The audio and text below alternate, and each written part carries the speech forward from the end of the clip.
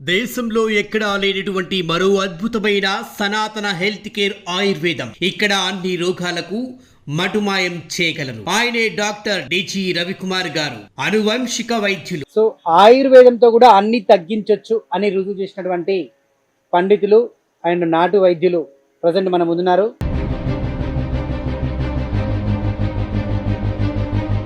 ఇవేంటిలే అని చెప్పేసి మనం వదిలేస్తాం, కానీ ఆ పిచ్చి మొక్కలే ఇప్పుడు మనకు ఆయుర్వేదంతో మనల్ని అందరినీ రక్షిస్తున్నాయి.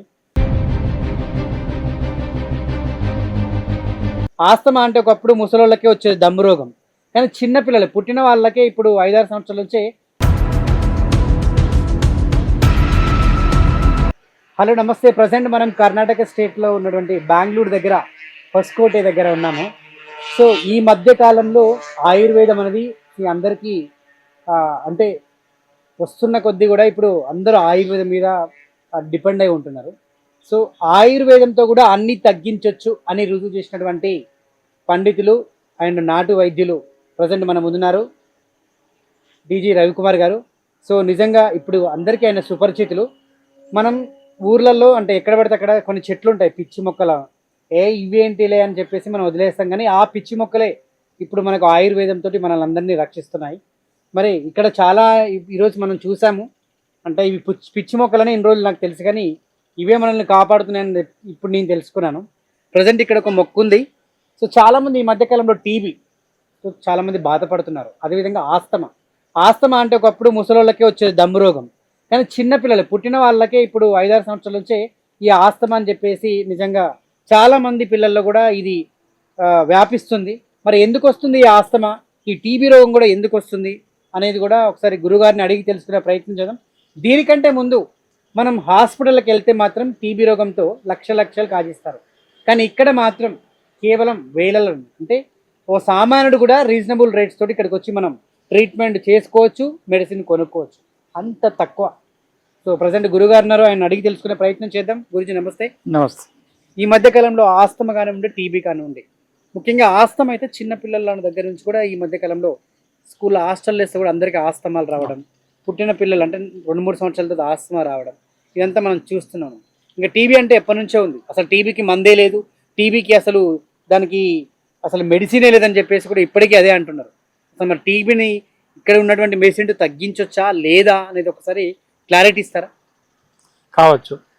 మీరు టీబీ రోగం అనేదాన్ని తగ్గించేదానికే కాదు అని వాళ్ళు చెప్తున్నారు, కానీ మనం కాదు కదా. ఆయుర్వేదంలో ఎలాంటి సమస్యలు ఉన్నా కూడా పరిపూర్ణమైన మందులు ఉన్నాయండి. దీన్ని ఇంకా గసరోగం అంటారు, ఉబ్బసము అంటారు, దాన్ని మనకు కఫరోగం అని పిలుస్తుంటాం. ఈ శ్వాసనాళాల్లో కఫము ఎక్కువగా నిండుకున్నప్పుడు మనకు ఆయాసం అనేది వస్తుంది, కాస్త దూరం నడవలేము, ఒక బిల్డింగ్ ఎక్కాలన్నా కూడా దమ్ము వచ్చేస్తుంది.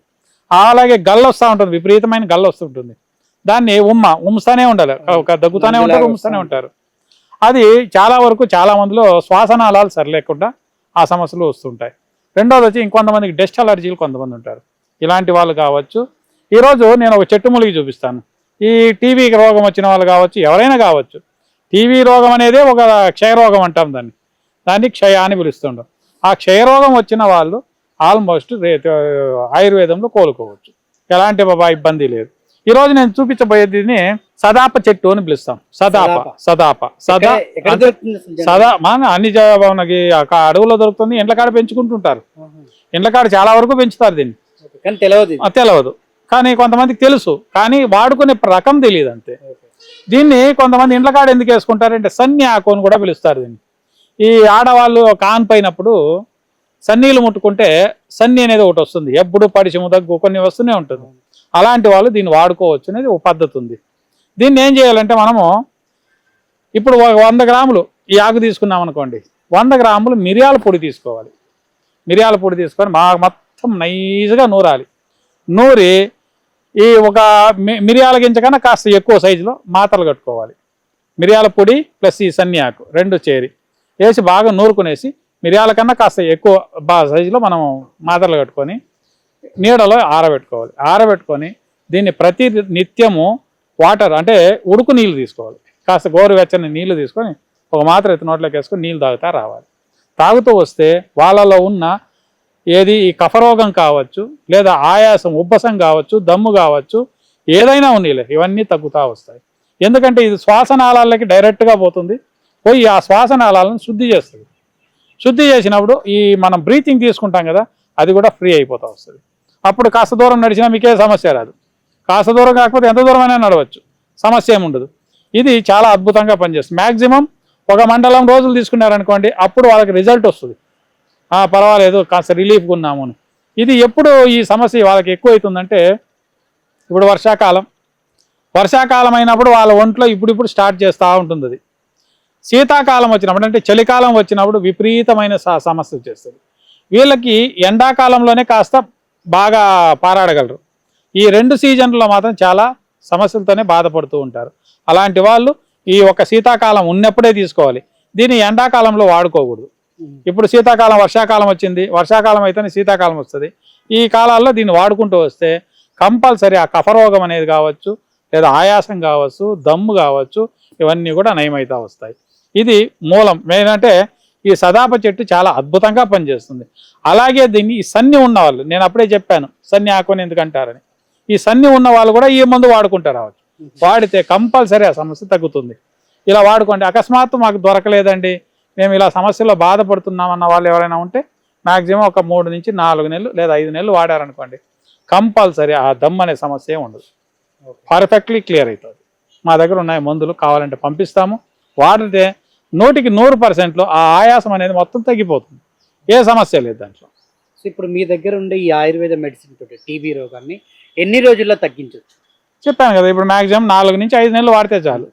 వాడితే ఈ దమ్ము ఆయాసం మొత్తం పోతుంది. వాళ్ళు ఏమంటే మెయిన్ శీత పదార్థాలు మానుకోవాలి. ఈ తోటకూర కావచ్చు, బుడంకాయలు వస్తాయి కదా, బుడంకాయలు ఇలాంటివి, సీతాఫలము, జాంకాయలు, ఈ పాలు, పరటి పండ్లు, ఇవన్నీ శీత పదార్థాలు ఉంటాం. శీత పదార్థాలు ఇవన్నీ మానుకున్నారనుకోండి, కంపల్సరీ ఆ సమస్య పోతుంది. ఈ పాలు వాడాలంటే, ఇప్పుడు పాలు వాడాలా, అప్పుడేం చేయాలంటే పాలల్లోకి 2 ఎల్లుల్లిపాయలు, 2 చిటికల పసుపు పొడి, కొన్ని వేసి, మిరియాలు 2 వేసి బాగా కాంచుకోవాలి. కాగిన పాలు చల్లగా అయిపోయినా దాన్ని వాడుకోవచ్చు. ఇప్పుడు మజ్జిగ వాడకూడదు ఉంటాం, ఈ దమ్ము ఉండవాలి. వాళ్ళు ఏం చేస్తారంటే మజ్జిని తిరగబాత వేస్తారు, నూనె వేసి కాస్త ఇచ్చేసి మజ్జిగ తిరగబాత వేస్తారు, దాన్ని వాడుకోవచ్చు. ఇలా దాని పరివర్తన మారుకున్నామంటే, ఆహార పదార్థాల నియమాలు మారిందంటే ఆ సమస్య పోతుంది, క్లియర్ అవుతుంది. టీబీ రోగం ఉన్న వాళ్ళు మీకు తెలిసి అందాదా ఒక హాస్పిటల్ పోతే ఎంత ఖర్చు అవుతుంది? అది మనం చెప్పడానికి కాదండి.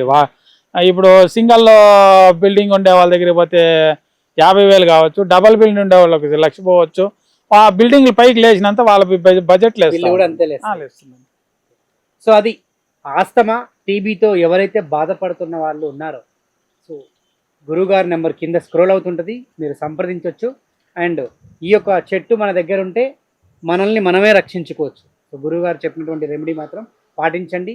మీకు ఏదైనా కన్ఫ్యూజన్ ఉంటే, లేదు మాకు మెడిసినే కావాలి అంటే, కింద స్క్రోల్ అవుతున్న నెంబర్కి డైరెక్ట్గా గురువుగారికి కాల్ చేసి సంప్రదించి ఆయన దగ్గర ఉన్నటువంటి ఈ యొక్క ఆయుర్వేద మెడిసిన్ మీరు వాడితే వితిన్ 3 to 4 monthsలో మీరు కంప్లీట్గా మీకున్నటువంటి ఆస్తమా ఏదైతే టీబీ ఉందో మొత్తానికి మీరు పూర్తిగా కోలుకునేలా చేయగలుగుతారు గురూజీ.